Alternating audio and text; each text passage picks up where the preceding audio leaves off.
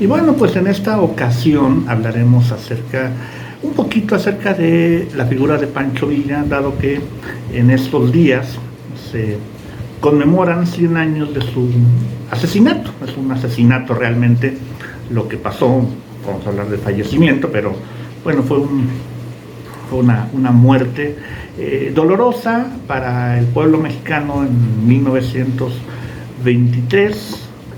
No vamos a hablar demasiado sobre Pancho Villa porque su figura es monumental. Obviamente ya sabemos demasiado acerca de Pancho Villa, que nació en Durango el 5 de junio de 1878, que por defender a su hermana de una violación,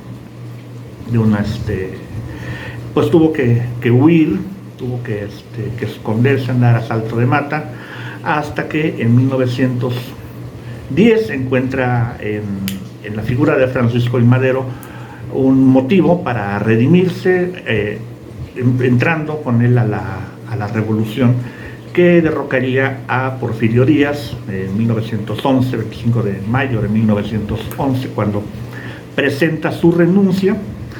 Y bueno, posteriormente pasaron muchas otras cosas.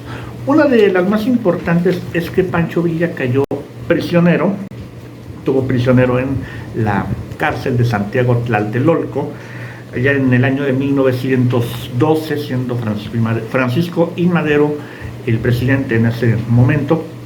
Y bueno, lo ayudan a escapar, y bueno, en el año de 1913, nuevamente él se adhiere al Plan de Guadalupe. Se adhiere, es un decir, en realidad él se maneja solo, pero busca vengar o hacer justicia, como se quiera verlo, a la muerte de Francisco I. Madero y ayudar en el derrocamiento de Victoriano Huerta. Es el momento más importante, por supuesto, en la vida de Pancho Villa. Y aquí hay un dato interesante que habrá de influir más adelante. Lo ayudan a conseguir dinero y a armarse nuevamente dos sonorenses. Uno fue José María Maytorena y el otro fue Adolfo de la Huerta, ¿no?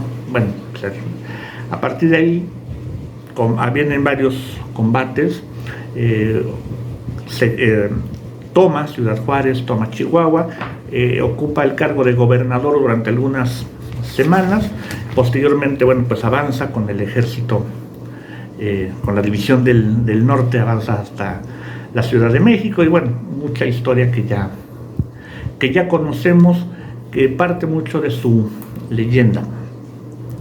Él, pues es derrotado en las batallas del Bajío, es derrotado por Álvaro Obregón, de la división del noreste, llamados generalmente la batalla de Celaya, pero son tres encuentros cercanos a la ciudad de Celaya, no propiamente en la ciudad. Y bueno, posterior a esto, esto fue en el 1915, el 9 de marzo de 1916, invade Columbus. Se siente traicionado por los estadounidenses, que lo habían cobijado y lo habían hecho un gran personaje, hasta personaje hollywoodense. Y bueno, Pancho Villa tiene que huir porque entran las tropas estadounidenses al mando del general Pershing. Entran a buscarlo, nunca logran atraparlo,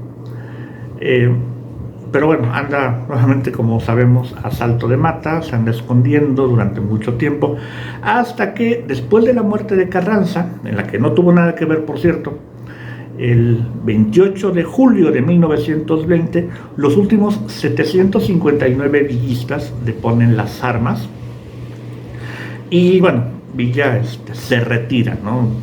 Hace un acuerdo con pues con Adolfo de la Huerta, que en ese momento era el presidente de la nación y que le tenía muchísimo respeto a Adolfo de la Huerta. Y bueno, Pancho Villa se retira a su hacienda, le otorgan una hacienda, la hacienda de Canutillo, en el municipio de Ocampo, en Durango, donde, bueno, pues se dedica a las labores propias de la ranchería, de ser un granjero. Él, durante los siguientes 3 años, él permanece completamente inactivo en cuanto a la cuestión bélica y a la cuestión política. De hecho, él nunca fue un gran político, él más bien admiraba a ciertos personajes como a Madero, como a Adolfo de la Huerta, sobre todo a Madero. Pero bueno, Pancho Villa comete un error. Fíjense que en julio de 1923, en el verano más bien de 1923, Adolfo de la Huerta, que había sido presidente interino, él quería relevar en el cargo a Álvaro Obregón, que era en ese momento el presidente del periodo 1920-1924. Todo parecía indicar que Álvaro Obregón iba a dejar como su sucesor que al final de cuentas lo fue, al general Plutarco Elías Calles, algo que llevó a que Adolfo de la Huerta se levantara en armas, se rebelara, porque él, bueno, pues también no estaba de acuerdo con la designación de Plutarco Elías Calles. Y Pancho Villa, retirado completamente, repito, da su apoyo, da un cierto apoyo a Adolfo de la Huerta, y eso le costó la vida, eso le costó que lo asesinaran el día 20 de julio de 1923, hace 100 años exactamente. Pancho Villa es emboscado en una calle, va pasando va rumbo a un bautizo, viene de regreso y en una calle lo emboscan, en Parral, en Chihuahua, lo emboscan. A pesar de él venía manejando su automóvil, y a pesar de que bueno, todos les enfundaron las armas, fueron más los asesinos, y bueno, no solamente murió él, sino toda su escolta, y posteriormente lo enterraron cerca, ¿no? Cerca de ahí. Pero ya más adelante, por ahí en la época post-revolucionaria, sus restos fueron conducidos a el Monumento a la Revolución, algo que generó mucha polémica en su momento, en la época de Luis Echeverría, porque mucha gente no lo consideraba como un gran héroe, alguien que debía estar en el Monumento a la Revolución. Causó mucha controversia, y es un personaje que sigue desatando mucha controversia. Se trata, yo creo, que del personaje más popular, o uno de los más populares de la historia de México. Benito Juárez, Emiliano Zapata, pero sobre todo también Pancho Villa, o Francisco Villa, o Doroteo Arango, que era su verdadero nombre. Es uno de los más destacados en la historia de México. Siempre se le ha tratado de dos formas, o como un gran héroe o como un gran villano. Se habla mucho de actos de extrema crueldad, pero también otros lo manejan como un héroe, como un personaje heroico, que de no haber sido por él, la revolución no hubiese tomado el cariz que tuvo a final de cuentas, ¿no? Es una figura de enorme trascendencia. A 100 años de su asesinato, a mí me parece que es todavía un personaje que tiene muchísimo que decirnos.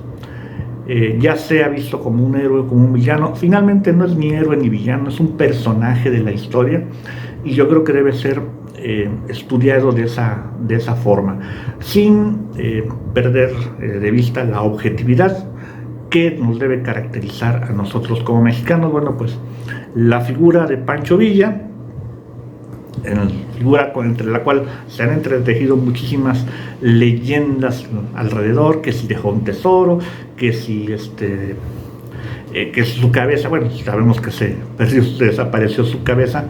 Algunos dicen que la tienen para algunos rituales esotéricos una sociedad que se llama Skull and Bones, o sea, calavera y huesos, en Estados Unidos. Otros dicen que no, que bueno, que finalmente la tiene un coleccionista europeo, o que la tiene un coleccionista estadounidense, o que incluso no ha salido de aquí de México. Hay muchas cosas que no se saben, que se dicen, y otras cosas que no se saben acerca de la figura de Pancho Villa.